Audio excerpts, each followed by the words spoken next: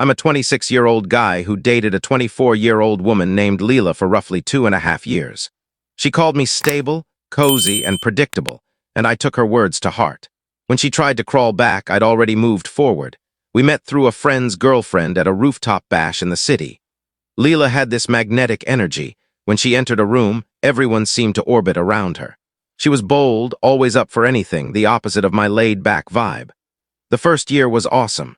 She pushed me out of my shell, dragging me to music gigs I'd never have picked and convincing me to try sushi. I still can't stand it, but I went along. I even started attending yoga classes because she loved them. Picture me, surrounded by early-rising moms, attempting warrior pose at dawn. No judgment, please. My dad, James, found it hilarious. "Yoga, what's next, kale smoothies?" he'd tease.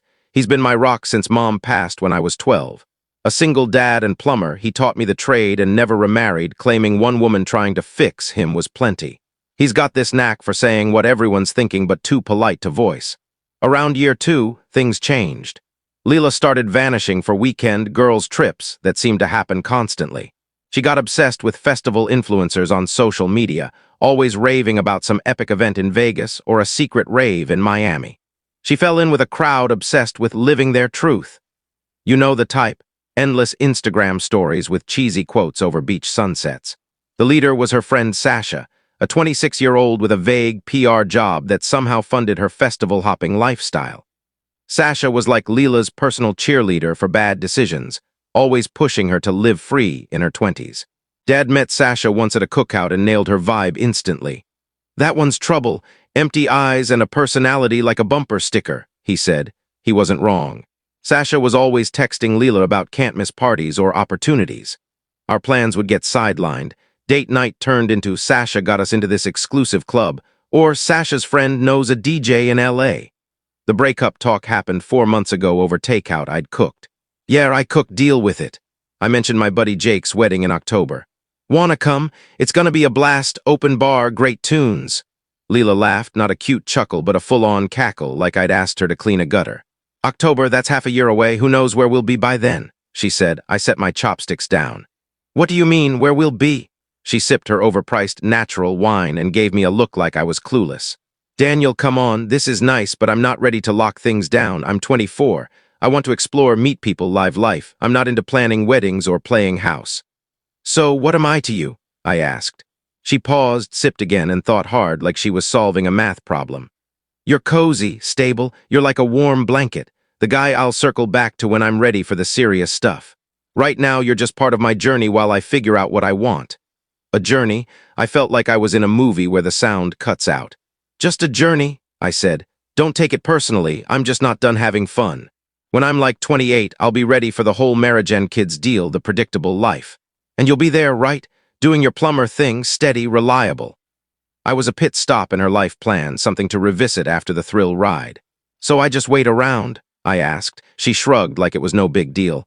"Why not? We're good together. I just need to get this wild phase out first. You're great at being you." "Good to know," I said. She smiled, thinking she'd nailed the conversation, and went back to scrolling through some influencer's Maldives pics. "See, you get it. You're mature like that." That night, I called Dad.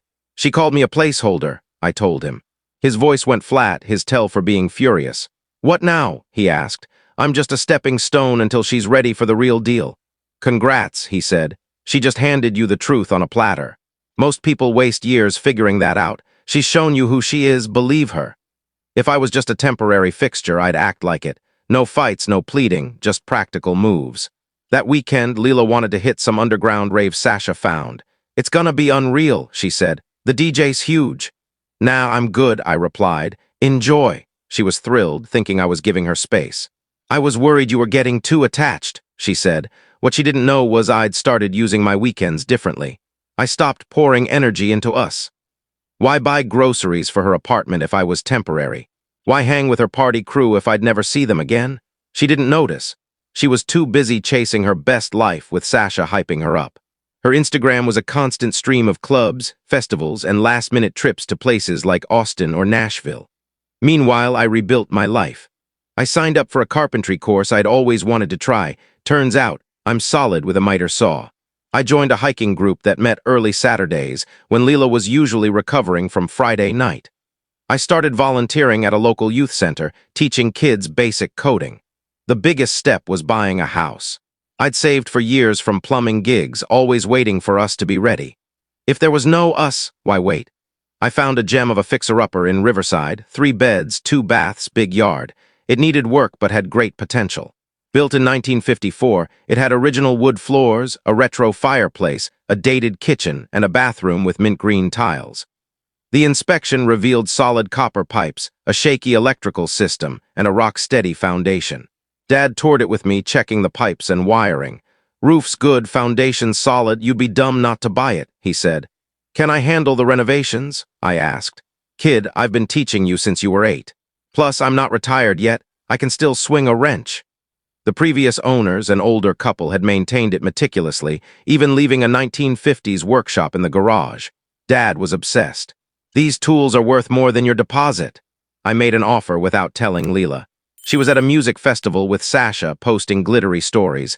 When my offer was accepted, she texted me from a desert art exhibit. "Miss you." "This is wild," I replied. "Have fun," and kept reviewing the inspection with Dad. He asked, "When are you telling Party Princess about the house?" "Why would I? She's not living in it." He grinned. "That's my son." The hiking group became my sanctuary. That's where I met Emma, a 23-year-old fitness coach with a sharp wit. Our first chat was about trail snacks. "Whoever put raisins in trail mix is a monster," she said, tossing them out. "Agreed," I said. "Raisins are just sad grapes." "Brutal," she laughed. "I like it." We hiked together as friends, since I was still technically with Leela, though she'd made it clear I was just a backup. Emma helped me pick tiles for the house. She knew way too much about construction for a gym rat. "Why do you know so much about drywall?" I asked at the hardware store. "My dad's a builder," she said. "I spent summers hauling lumber instead of going to camp." She proved it when she came to help at the house. Dad was there, installing cabinets. I was nervous about them meeting, but they hit it off. "You must be Emma," Dad said, not looking up from his work. "Daniel says you've got tile opinions." "Depends on the tile," she replied. Dad tested her. "What's your take on subway tile?" "Classic but overdone." "Great for selling, boring for living." Dad nodded. "I like her." Emma spotted a flaw in my kitchen plan that saved me thousands. "You can't put the sink there, the gas line's in the way," she said. Dad was impressed. I was smitten. Leela's party life was spiraling. Her Instagram was full of photos with random festival guys, captioned with "seizing the moment" or "no regrets." Sasha would chime in, "Yas, live your truth." Dad saw one post and snorted. "She's addicted to likes. What's her plan here?" "No plan," I said. "Sasha's got her thinking this is happiness." A moment at the youth center crystallized things. I was teaching a kid named Leo some JavaScript when his mom said, "You're great with kids." "Got any of your own?" "Not yet," I said. "Someday." "Your girlfriend's lucky," she replied. I nearly laughed. Leela was probably at a rave, explicitly not wanting kids or commitment. That night, I texted Leela. "We need to talk when you're back." She replied, "Ooh, serious vibes, not proposing, are you? That'd be awkward," with a string of emojis. "Definitely not," I texted back. She returned from a desert festival looking rough, sunburned, exhausted, reeking of incense. She came to my place, sans Sasha, who'd stayed for some epic after-party. "So what's this big talk?" she asked. "Don't ruin my high with clingy stuff." "I owe you thanks," I said. She blinked, confused. "For what?" "For being straight about what I am to you. It cleared things up." She squirmed. "I didn't mean it like that." "You meant exactly what you said. You want a party now, settle later. I respect it, but I'm not a placeholder. Let's end this clean." She was floored. "You're dumping me?" "We're dumping each other. You want freedom, I want respect. Win-win." She wasn't supposed to be the one dumped. "We're great together," she argued. "You're perfect for me eventually." "Eventually," I repeated. "That's the problem. You're blowing this out of proportion. I just need time to figure things out." "Take all the time you need," I said. "Just not with me." She stormed out, furious. Within hours, her Instagram was full of quotes about men who can't handle real women and knowing your worth. I didn't care. I had drywall to hang. I called Dad to update him. "How'd she take it?" he asked. "Posted a novel about weak men," I said. "Good," he replied. "Come over tomorrow. That drywall won't hang itself." Post-breakup, Leela went full party mode. Her social media was a montage of clubs and adventures all about living authentically. I focused on my house. The hiking group was my therapy, and Emma and I grew closer. She helped me pick a new stove when my old one died. We spent a whole Saturday debating stainless steel versus matte black. "Matte black hides smudges," she said. But stainless matches the sink, I countered. Dad chimed in. He's been making dumb choices forever. At least this one's practical. Emma started helping with renovations, and Dad treated her like family. Emma, hold this level, he'd say. Daniel's hands shake like he's nervous. She's not my girlfriend, I clarified. Yet, Dad smirked. Yet, Emma, you hear that? Loud and clear, she grinned. Sasha, meanwhile, was spying on my social media and reporting to Leela. I posted about hikes, coding camp, or my failed attempt at sourdough. Sasha left snarky comments like, wow, thriving in single life, huh? Or hope you're not faking happiness. I blocked her after a few. Then Leela started popping up, at my coffee shop, the gym, even the youth center, claiming she wanted to volunteer. Funny running into you, she said. Here to help the kids, I asked. Totally, she said. I love giving back. But when the coordinator asked her schedule, she remembered trips with Sasha. She never returned. The house news broke when a mutual friend, Tom, mentioned it. Leela's texts exploded. You bought a house. Without telling me, we talked about that. We'd never discussed it. I replied, I bought it for my future. You said you weren't in it. That's petty, she shot back. We were together for years. Were, I said. Your choice, she called repeatedly. I was busy planting peppers with Emma, who knew gardening too. Leela's social media went wild, rants about secretive men and poor communication. Sasha's new account backed her up, calling me controlling. Their friends piled on, saying I was shady. The irony was rich. Things calmed for a month. The house was livable, the garden was growing, and Emma and I were officially dating. She made plans like I was a given, booking dinners weeks out. Dad loved it. This is what healthy looks like, he said. No chaos, just two people who click. Then Leela's 25th birthday hit, sparking a crisis. Her Instagram shifted from party shots to quotes about new beginnings. She texted, I've been reflecting. Can we talk? Curious, I agreed. We met at a trendy coffee shop. She looked drained, like the party life had worn her out. Thanks for coming, she said. I know we ended weirdly. What's up? I asked. I've realized I was immature, she said. I'm done with the party phase. I'm ready to get serious with you. So you're ready and I'm supposed to be available? I asked. We were great together, she said. I just needed to grow up. I know what I want now. And you assumed I'd wait because I loved you. I know you did, she said. That doesn't vanish. Plus, you're a plumber, not exactly swimming in options. I did love you, I said. Past tense, you called me a phase, so I moved on. You wanted to party without me and settle with me later like I'm a backup plan. She teared up, frustrated. So the house was to spite me? No, I said. It's for my future, which you said you didn't want. She brought up Emma. Is this about that trainer girl? Her name's Emma, I said. And no, it's about me wanting someone who doesn't see me as a consolation prize. That stung. So 2.5 years meant nothing, she asked. You moved on first, I said. You just thought I'd wait. She tried a wild card. What if I was pregnant? Are you? I asked. No, but what if? Even if you were, why would I trust it's mine? She stormed out, blocked me, and posted about men who can't handle growth. That night, I was installing lights with Dad and Emma. I told them about it. She said you have no options because you're a plumber? Emma laughed. Verbatim, I said. Dad set down his wrench. She lost you twice, once when she called you a phase, now when she thought you'd take her back. Her mistake. Leela's rejection sent her spiraling.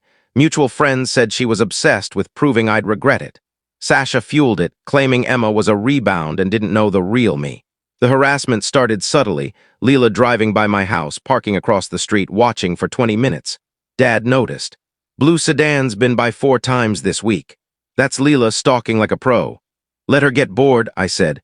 If she doesn't, I'm handling it, he replied. Sasha started tailing me, grocery store, coffee shop, snapping pics like a wannabe spy. She accidentally bumped into Emma at the gym, making a scene. Oh, you're Daniel's new girl. He's amazing. Leela's a wreck since the breakup. Maybe talk to him about giving her a shot. Emma shut it down. Leela's issues are for her therapist, not my boyfriend. Sasha and Leela started showing up at Emma's gym, making snide comments about rebounds. Sasha DM'd Emma, warning her I was manipulative and controlling. Emma showed me the messages. She's desperate, she said. Dad's advice? Block them. If they show up at her work again, call the cops. It escalated. Leela and Sasha spread rumors to friends, saying I was love-bombing Emma and showing abuser red flags. Then flowers started appearing on my porch. No note, just bouquets.